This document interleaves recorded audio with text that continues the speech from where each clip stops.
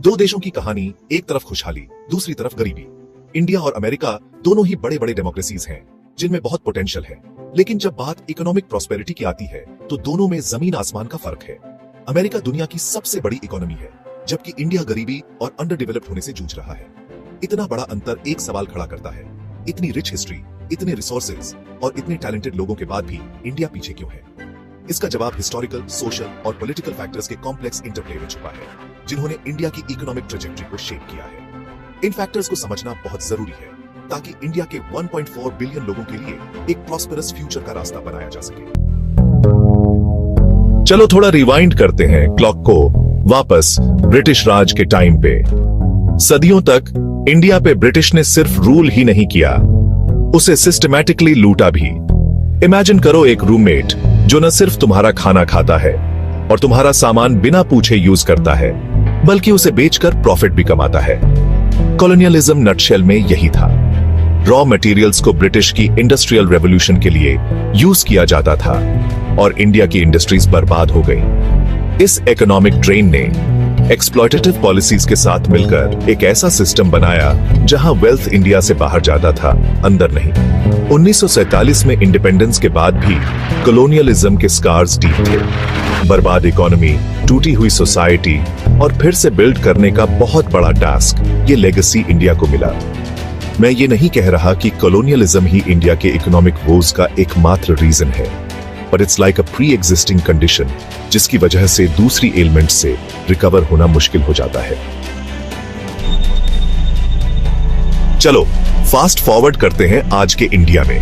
यहां billion plus population है, young और वाइब्रेंट वर्कफोर्स है और सक्सीड करने की भूख है। तो क्या चीज इसे पीछे रख रही है? Well, for starters, bureaucracy. Imagine करो आपको बिजनेस स्टार्ट करना है, लेकिन हर स्टेप पे आप पेपर वर्क, परमिट्स और अप्रूवल्स में डूब रहे हो। It's like trying to run a marathon while wading through quicksand. Entrepreneurs को इतने हूप्स से जंप करना पड़ता है कि बेस्ट आइडियाज भी मर जाते हैं। ब्यूरोक्रेटिक मेज फ्रस्ट्रेटिंग ही नहीं है, ये करप्शन का अड्डा भी है। जब काम करवाने के लिए पैसे देने पड़ते हैं, तो ये अनइवन प्लेइंग फील्ड क्रिएट करता है और ऑनेस्ट बिजनेसेस को डिस्करेज करता है। रेगुलेशंस को सिंपल बनाना, ट्रांसपेरेंसी को प्रमोट करना और टेक्नोलॉजी को अपनाना जरूरी है इस ब्यूरोक्रेटिक वेब को सुलझाने के लिए। अब एजुकेशन की बात करते हैं। इंडिया हर साल लाखों ग्रेजुएट्स प्रोड्यूस करता है, लेकिन क्या उनमें 21st सेंचुरी इकोनॉमी के लिए स्किल्स हैं? यहीं पे बात ट्रिकी हो जाती है। रोट लर्निंग, आउटडेटेड करिकुलम्स और क्रिटिकल थिंकिंग की कमी ने एक ऐसा सिस्टम बनाया है जहां स्टूडेंट्स को एनालाइज करने की बजाय मेमोराइज करना, इनोवेट करने की बजाय फॉलो करना सिखाया जाता है। इंडिया को एजुकेशन रेवोल्यूशन चाहिए, एक ऐसी रेवोल्यूशन जो रोट लर्निंग से दूर जाए और क्रिएटिविटी, क्रिटिकल थिंकिंग और प्रॉब्लम सॉल्विंग को अपनाए। हमें यूथ को सिर्फ डिग्रीज ही नहीं, बल्कि स्किल्स भी देनी है, ताकि वो जॉब सीकर्स नहीं, जॉब क्रिएटर्स बने। सेक्शन 5, न्याय के पहिए धीरे चलते हैं। भारत में न्यायिक अक्षमता। अब कोर्टरूम में बैठे हाथी की बात करते हैं, जुडिशियल इनएफिशिएंसी। इंडिया का लीगल सिस्टम अपने केसेस के बैकलॉग के लिए बदनाम है। लाखों केसेस सालों, यहां तक कि दशकों से कोर्ट्स में पड़े हैं। सोचो, आप एक एंटरप्रेन्योर हो, आपके साथ गलत हुआ है, लेकिन जस्टिस पाना एक बहुत बड़ा टास्क लगता है। ये लॉग जैम अनसर्टेनिटी क्रिएट करता है, इन्वेस्टमेंट डिस्करेज करता है और रूल ऑफ लॉ को कमजोर करता है। Justice delayed is justice denied, और इंडिया को अपने जुडिशियल प्रोसेसेस को स्ट्रीमलाइन करने, बैकलॉग कम करने और डिस्प्यूट्स का क्विक और फेयर सॉल्यूशन इंश्योर करने के लिए अर्जेंट रिफॉर्म्स की जरूरत है।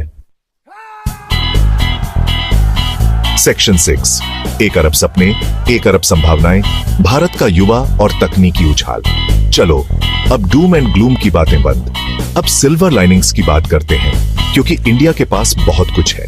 सबसे पहले यहां एक यंग और वाइब्रेंट पॉपुलेशन है, जिसका 65% 35 से कम एज का है।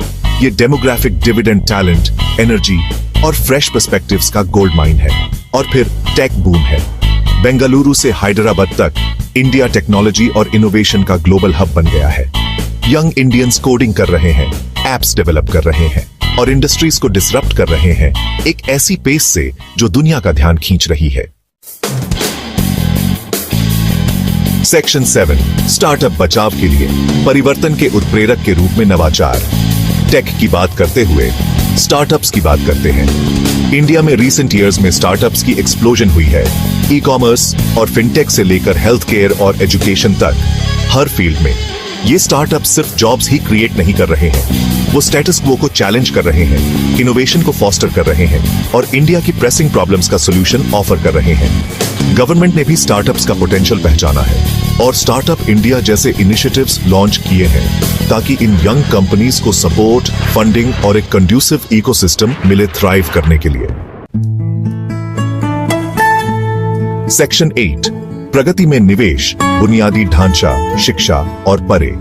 अब इंडिया के इकोनॉमिक पोटेंशियल को ट्रूली अनलीश करने के लिए हमें इन्वेस्ट करना होगा और वाइजली इन्वेस्ट करना होगा।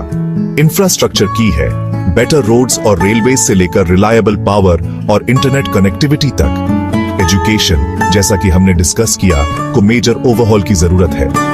हमें अपने यूथ को वो स्किल्स इक्विप करनी है जिनकी उन्हें 21st सेंचुरी इकोनॉमी में सक्सीड होने के लिए जरूरत है।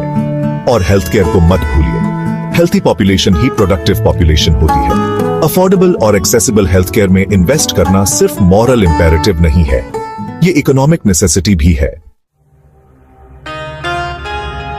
सेक्शन 9 आगे की राह, सुधार और सामूहिक कार्रवाई का आह्वान।